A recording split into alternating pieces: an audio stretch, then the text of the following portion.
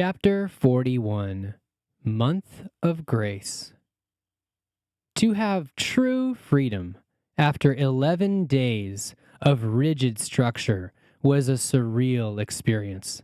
And this was heightened by the fact that I had very few obligations after the course. I had done my best to set it up this way. After months of stress at the community, I had landed my first house-sitting gig. Ahead of me was a month of reflection and clarity, and at the time, I saw it as a month of grace. Nothing could go wrong. For a writer, a house-sitting gig can be an ideal situation. I had solitude, internet access, and only a few tasks that had to be completed before Tara returned. Primarily, I had to ensure that her orchids didn't die, prevent cane grass from taking hold in her garden, and make sure everything was vacuumed and cleaned up before she returned. It was a beautiful win-win situation. For the first night, I felt incredibly spoiled to have an entire queen-sized bed to myself with soft blankets and pillows. After sleeping in a tent for the previous 11 days, it felt luxurious. There was only one problem with the house. It had no refrigerator. Being a volunteer, Tara almost always had lunch over at the center. The kitchen over there had 2 huge freezers that were quite energy efficient, so she had never bought a small refrigerator for her own use. Tara had said that we would come up with a solution when she returned, but in the meantime, I didn't have a way to preserve perishables, unless I wanted to go out and buy a fridge myself. I considered doing that, but I decided to wait and see what other solutions might come up. After all, I didn't know how long we'd be working together, and I didn't want to accumulate any more possessions if I could help it. By keeping my inventory to a minimum, it was much less stressful and complicated to move, especially since I didn't have a car. Either way, I feel more nimble and free with fewer possessions. After a few days of readjusting to a sleeping schedule that was more in line with the actual sunrise, I felt ready to tackle new projects. One of those projects was responding to Rosella, who wanted me to stop by and help her with her website again, so we made a plan to meet Wednesday. Yet Rosella wasn't quite at the top of my priorities. Now that I was my own master, as Goenka had described it, my thoughts continually returned to Selena. We had played phone tag the night before, and I wondered how she had been for the last few weeks. With a brand new day ahead of me, I called her up without hesitation. I would be lying if I said I didn't love hearing the sound of her sweet voice again. Selena was really proud that I'd finished the silent retreat and congratulated me more than once. She had just moved to a new place that was basically in the middle of the jungle and invited me to come over on Thursday night for a movie, which made me feel all warm and fuzzy inside. I simply couldn't wait. I longed to see her face once more. I suppose that's one reason why my strongest memories of that week are all with Selena.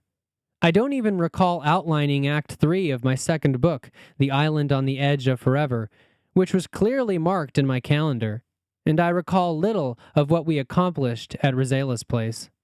But when Thursday afternoon rolled around, I received a rather distressing call from her. Selena was worried that she had some skin condition on her arm, and she didn't know what it was. I asked her if it was spreading at all, and she said it hadn't changed all day, actually. We explored the possibility of it being a staph infection, all too common on the islands, but it didn't match that description either. As we talked, it sounded more like a bug bite, and not a contagious situation. Even though I could have borrowed Tara's car, I hitchhiked over, just in case I ended up staying overnight at Selena's place. Without cars of their own, sometimes Arvo or Werther, who slept at the center, needed to borrow Tara's car, and I decided to save myself the worry of coordinating schedules and used my usual method of hitchhiking. It took me about a half hour to hitchhike over to her place.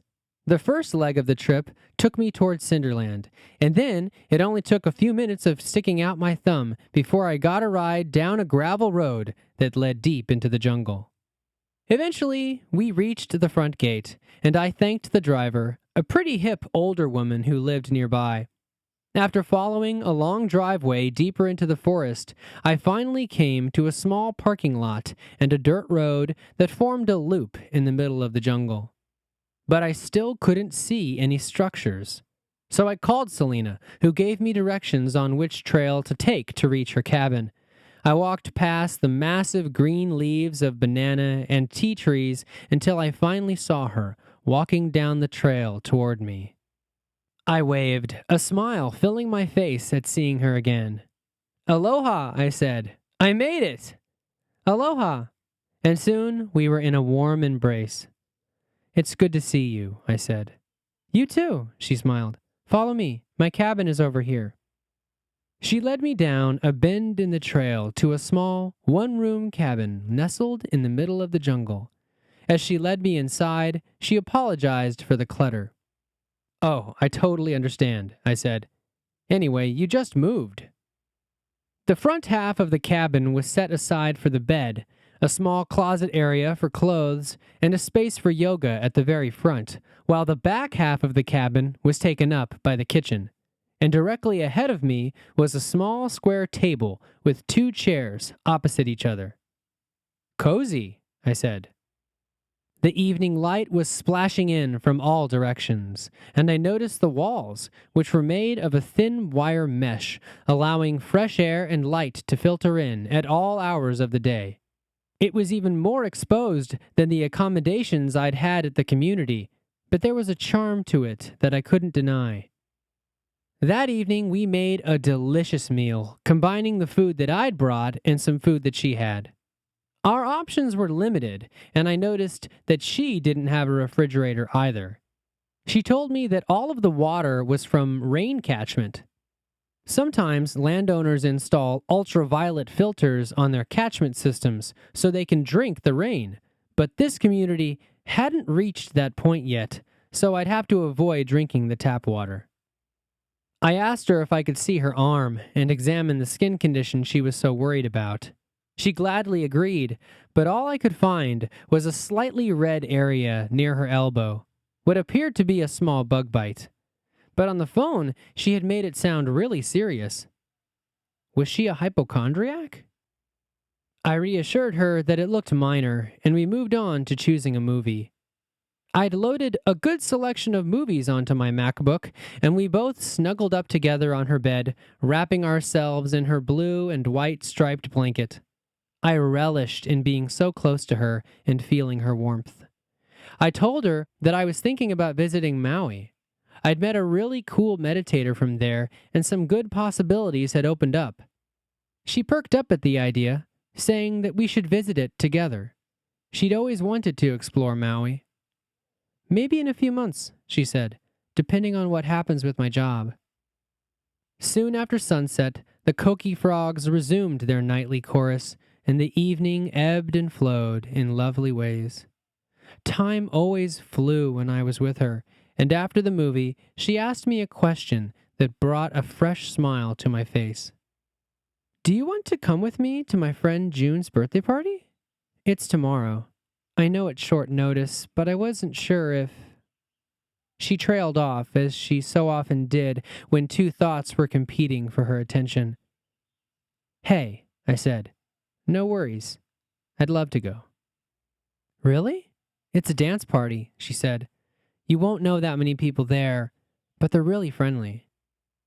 "If they're your friends, I have no doubt of that," I smiled. "Thanks for the invitation. Tomorrow evening is still open for me, although next time I'd prefer more notice." "Sorry about that. I guess I wasn't really sure what my plan was either." "Actually," I said, "I'm having a birthday party soon too. I just don't know where I'm going to have it. The house I'm watching is pretty small, and the meditation center isn't exactly a good option since volunteers will be meditating around sunset. And I want to respect the space and their schedule." "You could have it here." "Here? At your place?" "Are you sure?" "Sure. I mean, if you can't find a better place, I'd be happy to host your birthday party." She paused. "Oh, I guess I should ask when it is first. It's okay, I chuckled. I was thinking of next Saturday. That seems like a good day for most people. It's rather strange, actually. I don't usually celebrate my birthday 3 weeks late, but I was meditating through my birthday. It was totally worth it, though.